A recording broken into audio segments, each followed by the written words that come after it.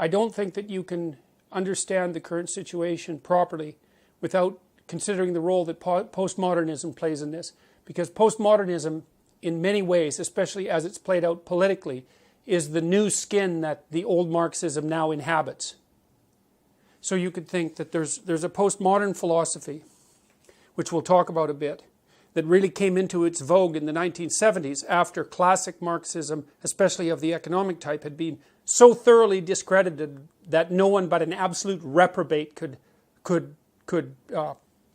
support it publicly anymore. Even the French intellectuals had to admit that communism was a bad deal by the end of the 1960s. And what happened was that they played a sleight of hand game in some sense and rebranded themselves under the postmodern guise. And that's where identity politics came from. And then that spread like wildfire from France, especially into the US, through Yale University, through the English department there, and then everywhere. And so what happened was, there was this idea that the Marxists had put forth that the natural landscape of economic landscape is a battle. And it's a battle between the proletariat, the working class, and the bourgeois. And that economic systems were doomed to continue to enslave people and to keep them poor and downtrodden unless there was a radical economic transformation that was predicated on something more like equity policy. And then that was put into place in many, many places, as you no doubt know, throughout the 20th century, with absolutely murderous results. It was the most destructive economic and political doctrine, I think, that has ever been invented by mankind, and that includes National Socialism, because the absolute magnitude of the havoc wreaked by the communist systems exceeded that wreaked by Hitler. And that's, Hitler didn't have quite as long a time to pull his stunts off quite as effectively, but it was a catastrophic system. And one of the things that's quite interesting is that the full breadth of that catastrophe is not something that students are well taught in our current educational system, which has always made me very suspicious. For example, the students I teach usually know nothing at all about what happened in the Soviet Union under Stalin between, say, Stalin and Lenin between 1919 and 1959. They have no idea that millions, tens of millions of people were killed and far more tortured and brutalized by that particular regime, to say nothing of Mao.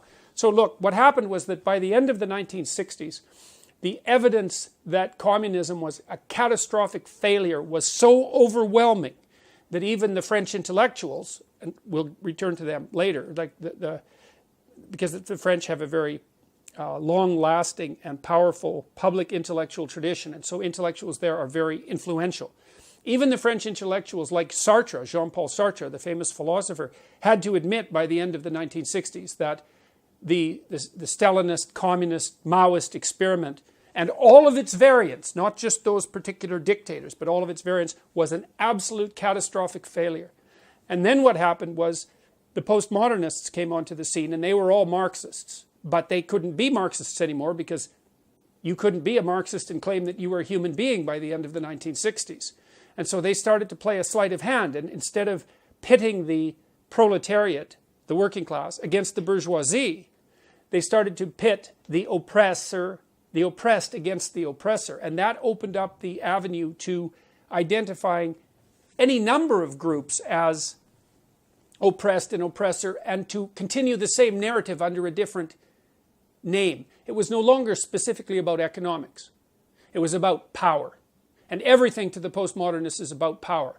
And that's actually why they're so dangerous, because if you're engaged in a discussion with someone who believes in nothing but power, all they are motivated to do is to accrue all the power to them. Because what else is there?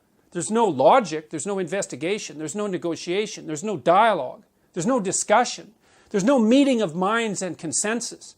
There's power.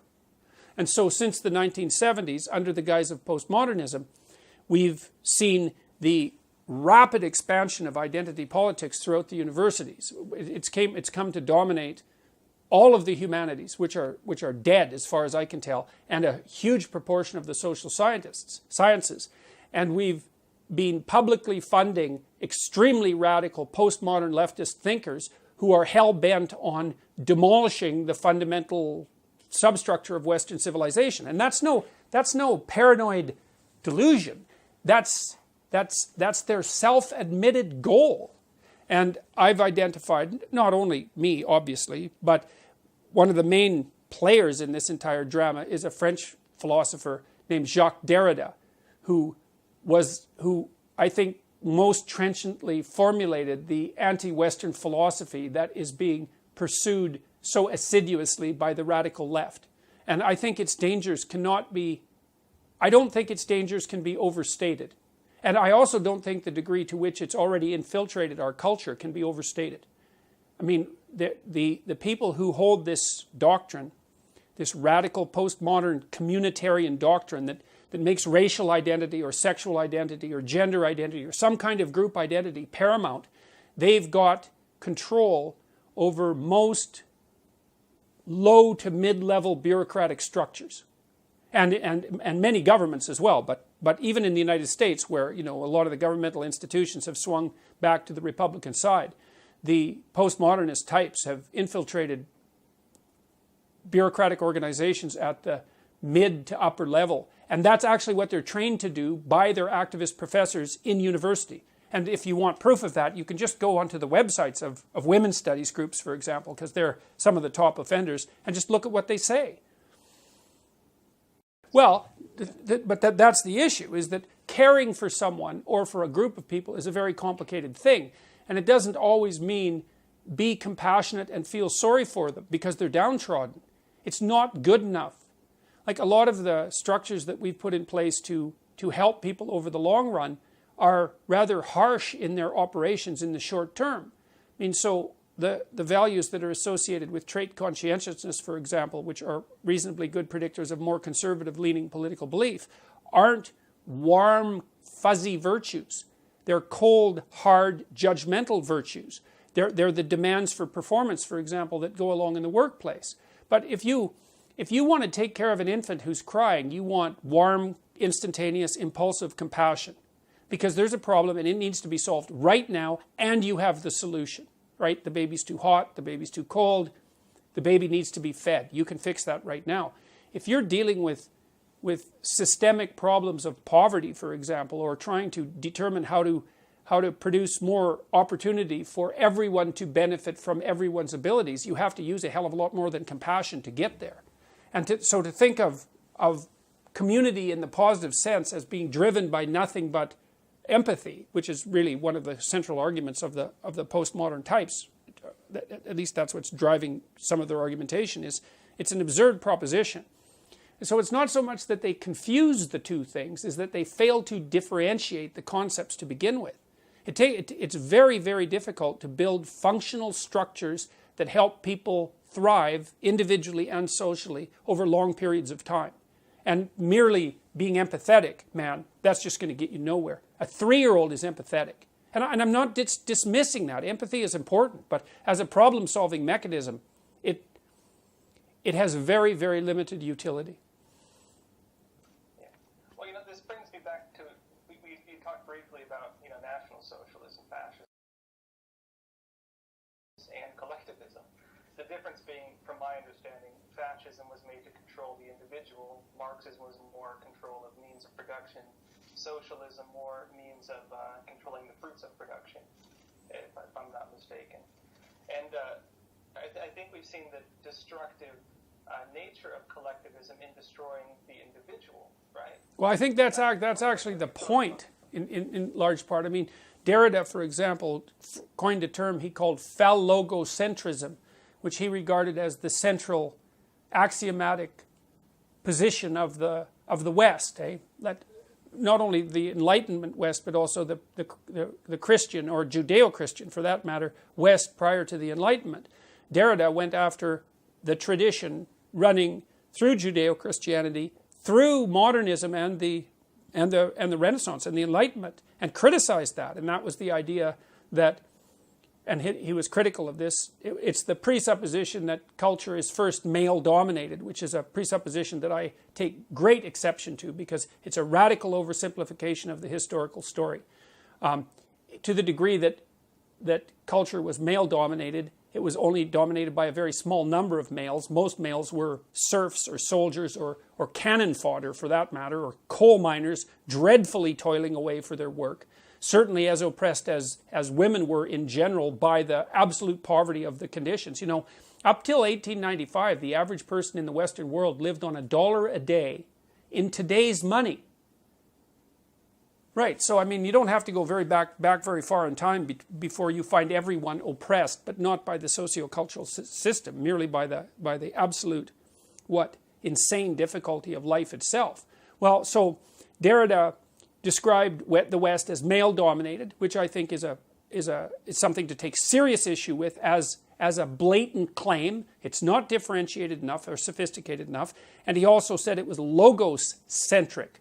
And that partly means logic, but there's a deeper meaning to logos, because logos is also the second person of the Christian Trinity. And Derrida knew that perfectly well. And so his criticism, Derrida was a smart man, make no mistake about it, and lots of the things he said were correct. Like one of the propositions he laid forth was that there is a near infinite number of ways of interpreting any situation or any text, which happens to be technically true. And that's been discovered in all sorts of fields, including artificial intelligence. So the central claim that he begins with is actually true. And it's not surprising that it had such a powerful effect on the humanities, because it's actually an extraordinarily powerful and undermining idea. But he took it much far. He took that idea in directions that I don't think it should have gone in at all. But the logocentric idea is that his criticism of the idea of the logocentric society is a deep criticism of the idea that the individual as a speaking force, as a communicative force, is the appropriate highest value upon which a culture should be built. He took that apart and criticized it. And so that's a deeper criticism, I would say, even than Marx's criticism, which was mostly about unequal power relationships. Derrida went deeper than that. And the postmodernists that occupy the universities are anti-individual right down to the bedrock. And so that's partly why they push collectivism to such a degree. They don't give a damn who you are. They care what your group identity is. And that's that. Okay, so here's the claim. And there's actually people who do this professionally, by the way. They analyze businesses and other organizations by these strategies. And these are often these people, they call themselves diversity consultants, for example. Okay, so here's the claim. Imagine that you take a hierarchy of some sort, like a law firm, a big law firm. Then what you do is you analyze the hierarchical structure of the law firm. Then you break down the representation of the people in the law firm by their identity categories. So how many men, how many women, how many transsexuals. But then you don't stop there, eh? And this is actually part of the technical problem with the approach. You divide them by race. You divide them by ethnicity. You divide them by sexual identity. Okay, so imagine there we've got 6 categories already, 6 or 7 categories. Now, of course, obviously race is further divisible, as is ethnicity, as are such things as attractiveness, right? So there's all sorts of ways of dividing people into groups axiomatically, and there's no self-evident way of determining which of those group divisions should be superordinate. And that's partly how the leftists, the radical leftists, can keep gerrymandering the game, because they can just keep playing games with the group categories. In any case, you take the organization, you take the bottom hierarchy, and you say, the bottom rung, and you say, okay, well, is it 50% men and 50% women? And if the answer to that is no, then you make the claim that the reason for that is because of systemic oppression and prejudice. Oppression, prejudice, bigotry, and usually misogyny. Then you make the case that the people who are organizing the organization are bigoted and misogynist, even if it's not consciously, unconsciously, so that's the unconscious bias aspect. Then you put forward a plan that can include quotas, and increasingly will be, to ensure that that hierarchical level is now equal in proportional representation to the population itself. Now, of course, conveniently, you also get to determine which population you're going to compare it to. because that's one of the ways that you get to keep the power when you're doing this. You get to decide which groups people are going to be identified with, even though there's a near infinite number of ways people could be divided into groups, and you get to decide which population you're going to compare it to. So you can keep everybody unstable and off kilter permanently with that sort of approach. Well, then you go into the organization and you make anti-unconscious bias training, for which there is zero for the utility of which there is zero evidence for the utility of that intervention from a scientific perspective. In fact, some of the scientific evidence suggests that if you make unconscious bias training mandatory, you make prejudice worse. And maybe that's because people don't like to be called bigots and misogynists and to be put through retraining in a mandatory way. Okay, so then you do that in analysis at each rung of the organization. Now, you might say, well, why do you do that? Well, the putative reason is equity. Now, equity and equality of opportunity are not the same thing. If you hear someone utter the word equity, either they don't know what they're talking about and they're ignorant beyond they're ignorant in a manner that makes it inappropriate for them to engage in a conversation about it, or they are the enemy of anyone who holds the tenets of individuality dear. Because equity means equality of outcome. And so the real postmodern radicals are using community to mean equity and equity to mean equality of outcome. And so then they get to divide up the groups into whatever groups they feel are the groups that people should be divided into now. And then they get to go make their claims of oppression and misogyny and bigotry and all of that. And one of the huge advantages that accrues to them in doing that, and since it's all about power, is power. And that's the game that's being played out. And that's happening unbelievably quickly. The equity issue is something it's absolutely unbelievable to me how rapidly people have started to talk about equity and to actually think that that's a reasonable goal. Now, the alternative is to let people sort themselves out more or less in a free market manner, allowing for the possibility that there are genuine differences between people in intelligence, temperament, and interest, and the notion that those things differ and that a tremendous amount of that difference is a consequence of underlying biological reality is overwhelming. And the humanities types, the postmodernist types, they know they've lost the scientific battle over this. The whole idea that people are a blank slate and that everyone's equal at birth and that everything that makes people differ is a consequence of socialization, that bloody idea has been dead among anybody who's reasonably educated as a scientist. That's been dead since, I would say, mid-60s. Dead. It's not, no one even talks about it. But among these postmodernist types, man, they don't give a damn for facts. In fact, facts for them are merely whatever the current power hierarchy uses to justify their acquisition of power.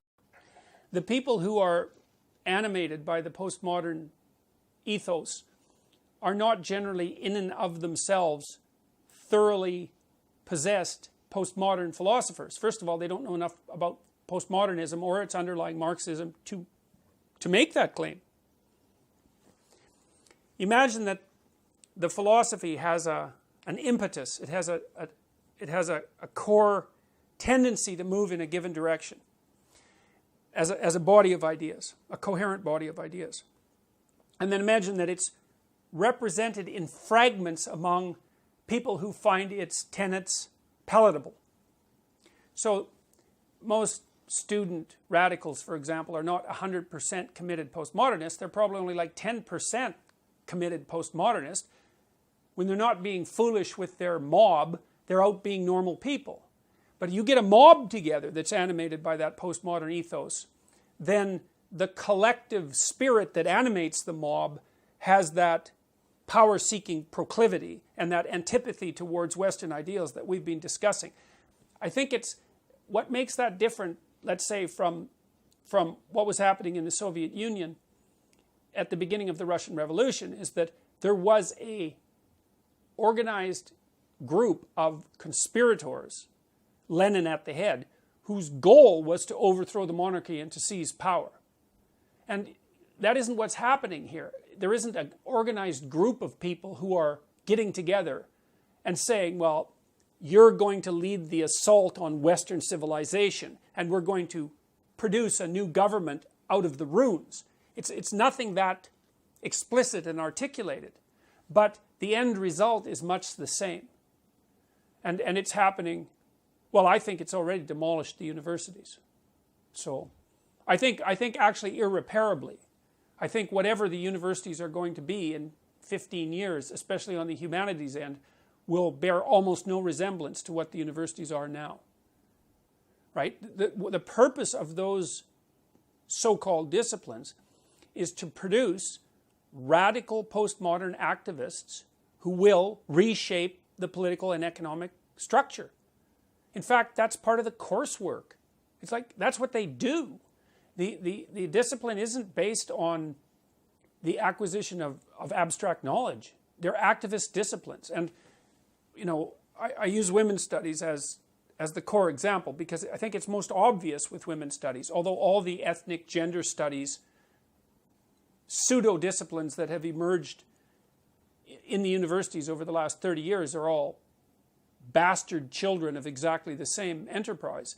But even more appallingly, that ethos has moved out into disciplines that at one point had some genuine value. Anthropology, that's a good one. Sociology, social work, education. Education is done. The faculties of education are so corrupt that it's almost unimaginable.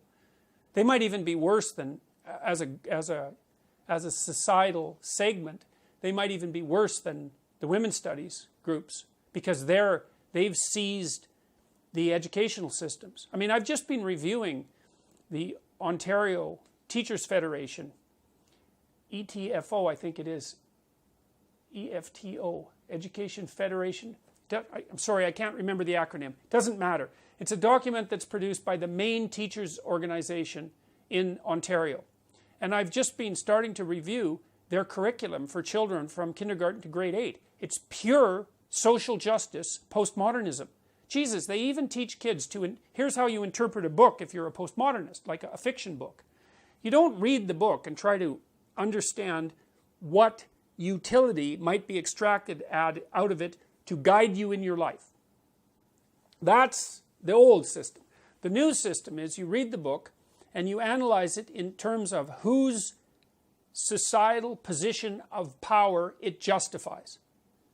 So you look for who the supremacist is in the text. Could be the author, it could be the characters, it doesn't matter. You read the text as if all it does is reflect on the current corrupt power structure that obtains in current society. And that's the beginnings of literary criticism under the social justice regime. And none of this is subtle. These people have gone way beyond subtle. You know, we have social justice tribunals in Ontario. They're named that. And the educators in Ontario, the teachers, have already decided that the goal of the education system is to indoctrinate children from kindergarten into a radical postmodern, leftist, communitarian, equity-oriented ethos. That's what they're doing. They're even subsuming the teaching of mathematics and science under that umbrella. And none of this is subtle, man. You just go online and download the documents and read them. And if you read them critically and carefully, well, since I've been really looking into this, which would be since last September, really starting to look at it from a legislative and policy level, I mean, the first thing I came across was the Ontario Human Rights Commission website, which is an absolute travesty. Those people are so dangerous, it's almost, you almost can't believe it. The Ontario Human Rights Commission, it should be abolished. It's a very subversive and dangerous organization, as are the human rights tribunals. Those things are dangerous. The Ontario Institute for the Studies of Education, that bloody thing is a fifth column. The people who are producing the educators that emerge from that institute, they should be put on trial for treason. Like, it's serious stuff. And the idea that the purpose of education is to get them while they're young, you know, in kindergarten, so that this radical postmodern Marxist ideology can be so thoroughly inculcated among people when they're young that they have no chance of escaping from it. And that's what's happening in the education systems. It's unbelievable. You know, every day I come across new policy statements of this sort that make my jaw drop. It's like, as Canadians, we're so accustomed to our political system working that we don't pay any attention to it. And so when you ring the bell and say, hey, there's a problem, people think, no, there's not. This is Canada, for Christ's sake. There's no problems here. You must be insane. Right? And that's the right thing for them to think. Of course, when I started talking about Bill C-16 back in October, the first wave of public response was something like, this professor is like a demagogue who's, exaggerating the danger because of his own problems and for whatever, reputation might accrue to him. And the funny thing about that criticism is that was the right criticism, right? Because when someone stands up in a country that functions and says, hey guys, there's something really rotten going on here, the first thing you should do is assume that that person has gone off the rails. But the problem is that I haven't gone off the rails. That's the problem. The problem is that the problems that I'm pointing to, they're real. Like, look, I talked over the last 2 weeks, 3 weeks, to I would say, you know, if you imagine Canada's top 20 journalists, mostly in print, I talked to 10 of them. They're all terrified of speaking out about such things, say, as cultural appropriation. These are the main journalists in Canada. They're already censoring themselves with regards to what they'll print, and if they don't censor themselves, their editors will. And these aren't low-level people. These are people who have massive reputations, and you'd think that would be sufficient, you'd think, to protect them from being mobbed. But they're terrified. Well, the tolerance issue is interesting, because what tolerance means is, I'm stupid and flawed, and so are you, so I'll make you deal. You don't harass me too much about my stupidity and flaws, and I'll try to leave you the hell alone too. And that's a pretty good deal for everybody. So that's the tolerance issue, right? We're all flawed, and if we demand too much of one another, in terms of perfection and unity of belief, or even unity of thought, or even coherence of thought, then we're going to end up permanently at each other's throats. So we should just try not to make unnecessary enemies. That's tolerance, and it's a good principle. The diversity issue, the tolerance doesn't mean anything goes. That's not tolerance. That's refusal to take responsibility for mature discrimination. And discrimination has also become a dirty word. It's like there's no difference between discrimination and thinking. They're the same thing.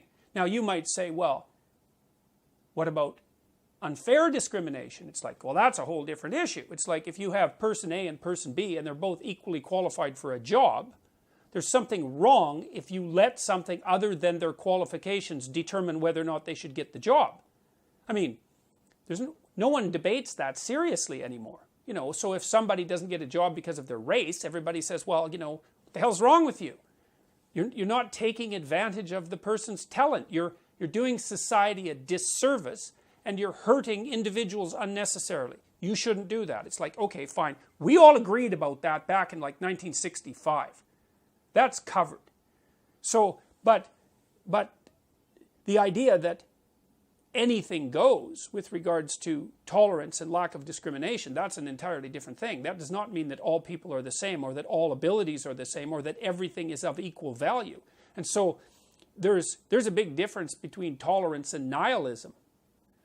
And so lots of people say tolerance when they mean, well, anything goes, I can do whatever I want, I don't have to be responsible for anything, I don't have to think, and there's no difference between people no matter how they act. It's like, sorry, that's not a philosophy, man. That's a recipe for chaos and disaster.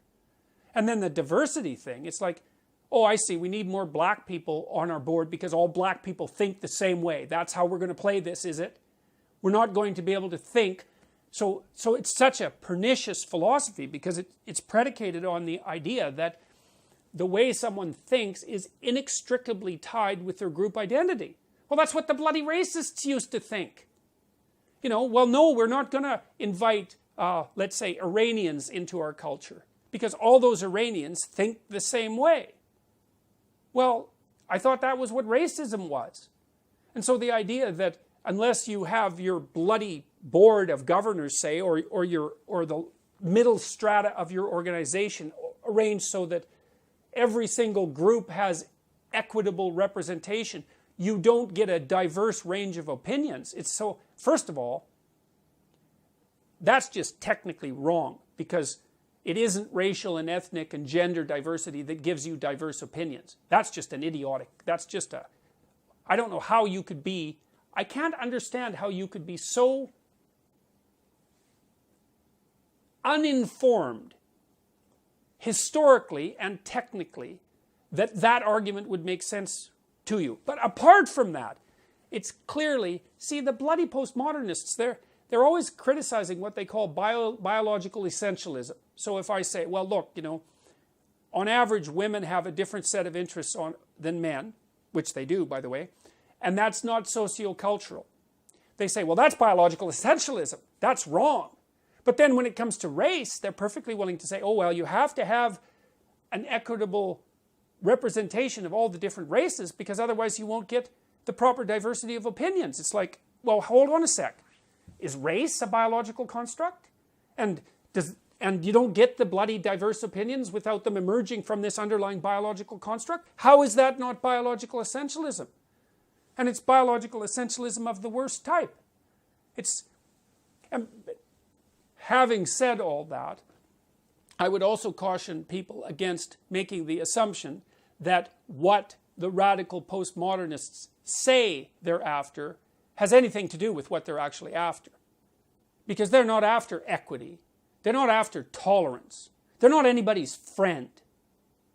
Not at all. They're power. They're after power. And that's it. And they use all this compassion language, which is like, you just have to scratch the surface of that and you find out how fast that vanishes. They use all this compassion language and I'm on the side of the oppressed, all of that posturing. It does nothing but mask the underlying drive to power. And that's in keeping with their own damn philosophy, because for the postmodernists, there is nothing but power. But there's an idea that emerged in the West, and the idea is that the state is regulated by the ethic of the individual. And so that the individual has intrinsic value, and that value is predicated on the recognition of the individual's capacity to generate order out of chaos. And that's the identity with God that was implanted, so to speak, in human beings at the beginning of time, according to our founding, let's call them mythologies. There's something about that that's right. Now, if we lose that, we're going to suffer for it, man. We're going to suffer for it. And I've studied totalitarianism for a long time. I know what happens when things take a viciously communitarian twist. It is not pretty. And you know, people think our society is more, even the radical leftists who criticize it, think that our society is more robust and impervious to subversion and danger than it actually is. It's actually not. It's actually, we could lose it a hell of a lot more easily than we think. And it's got all sorts of flaws, and like, criticize away, but with a bit of gratitude, that would be nice. It's got all sorts of flaws, but we don't have anything better to put in its place. And when we tried a couple of different variations in the 20th century. Man, and that did not go very well. Now, if people want to bring that back, it's either because they don't know what happened, and they probably don't, because generally speaking, people's historical education is so dreadfully inadequate that it's actually, it's like a crime. Or they don't care, and what they're aiming for is trouble. And neither of those things are good. So, you know, I've been watching this politically correct thing develop for 3 decades. You know, it's popped its head up here and there. It happened really in the 1990s, in the early 1990s, but then it sort of faded away to some degree. But right now, man, it's back with a vengeance. You know, in Bill C-16 in Canada, that's going to pass. And that is the first piece of legislation ever put in place in Canada that compels speech. And the Justice Minister curses on her head. The Justice Minister is refusing to, and her coterie of minions are refusing to implement a perfectly reasonable amendment that was proposed by Senator Don Plett to to reword the Canadian Bill of Rights to ensure that Bill C-16 doesn't interfere with free speech. And they refused to do it. Why? Because equity trumps everything. Equality trumps everything. And that's not good, to put it simply. That is not good. And so people need to wake up and see what's happening. And they need to start watching what their children are being taught. That the new policies of the Ontario Teachers Federation, as I said, I've got the acronym wrong, those should be scrapped. I would tell people, do not send your children to public schools. If you're going to send them to public schools, you better bloody well keep an eye on what they're being taught. And I would say that's particularly true for communities of relatively conservative immigrants and minorities. You know, I mean, historically they've been aligned, say, more with the Liberal Party in Canada because of its more tolerant attitude towards immigration. It's like, it's time for those relatively socially conservative ethnic immigration communities to wake up and realize that the people that they thought were their allies are not their allies at all.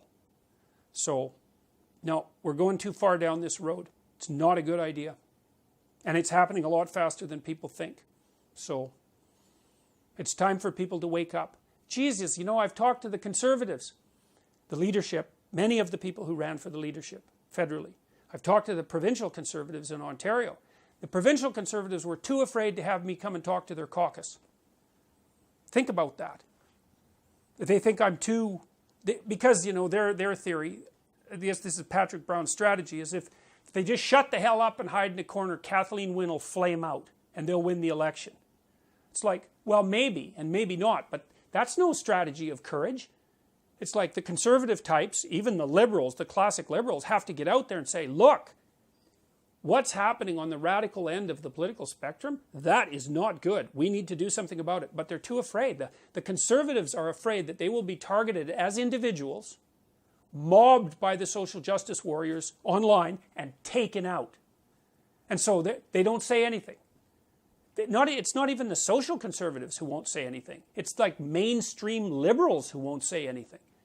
Well, as soon as people... So now the journalists are censoring themselves. They've already told me that. The politicians are censoring themselves. It's like, what the hell? What's going on? And what's really awful about it is it's a very small minority of people who are basically producing this movement forward. It's probably no more than about 5% of the population. So, and the other thing that's so interesting is if you push back against them hard, they just fold. I can't even get the social justice types to debate me. They won't do it. Now, they don't believe in debate. So why would they debate? They only believe in power. But like when I went to Queen's University to talk to the law students there about Bill C-16, from what I gathered, all of the law professors were invited to debate me. Now think about it. I'm not a bloody lawyer. I'm no law professor. I'm talking about legislation. Like a good lawyer should have been able to come out and just have twisted me into knots and sent me home in a cast. And they couldn't find a single bloody professor to come out there. So Bruce Pardee, who's a professor, had to come out and play devil's advocate. So there's no debate there. There's no discussion. So this small minority, they're well situated. They have a philosophically driven agenda. They're motivated personally by resentment and power. But there aren't that many of them, and they're bloody cowardly. And if you face them down, they'll run away.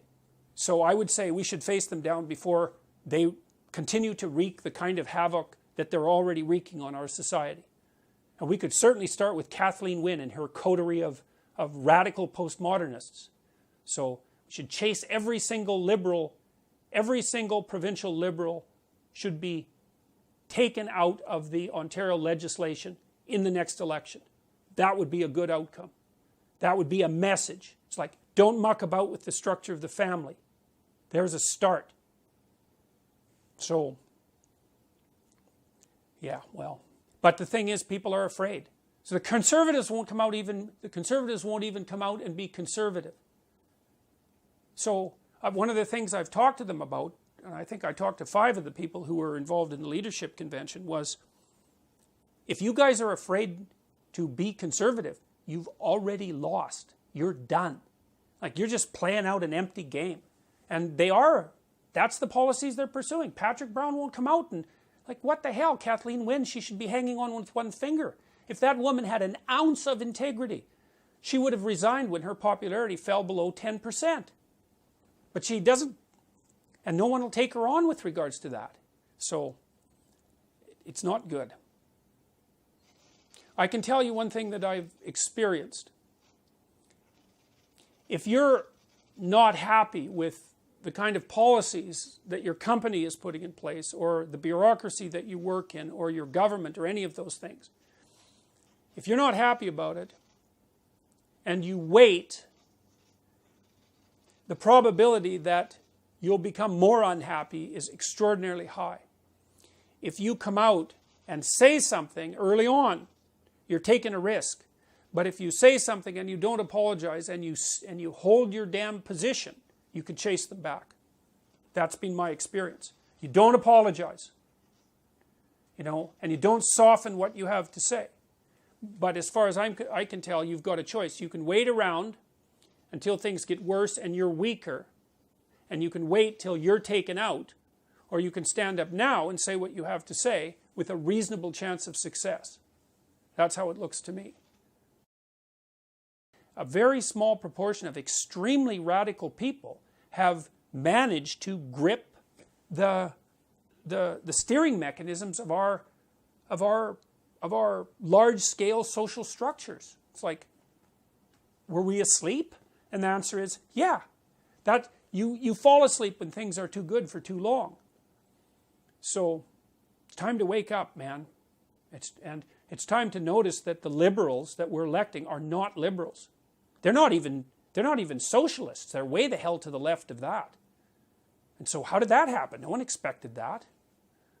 Oh yeah, that wasn't real communism. Yeah, we've seen a great example of that in Venezuela, where they put everybody on the kind of weight loss plan that's made the average citizen lose 20 pounds.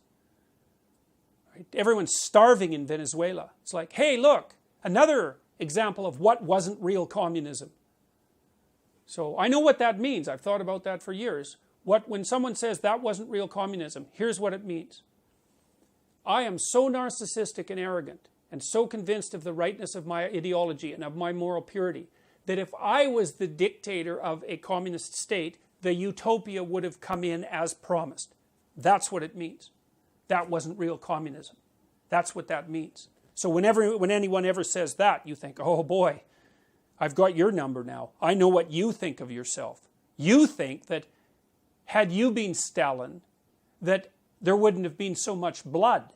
It's like, you think again. Besides, if you would have been the positive Stalin, let's say, one of the negative Stalins would have come along and killed you real quick.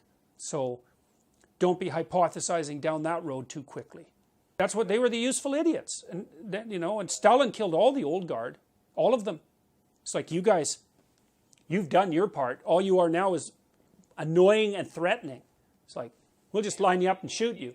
Solzhenitsyn has done a perfectly fine job of documenting Lenin and Stalin's essential similarity of character, because people say, oh, well, the road Lenin was on, that actually would have been a good one, but it was perverted by Stalin. It's like, oh no, Stalin was Lenin's slightly more evil twin.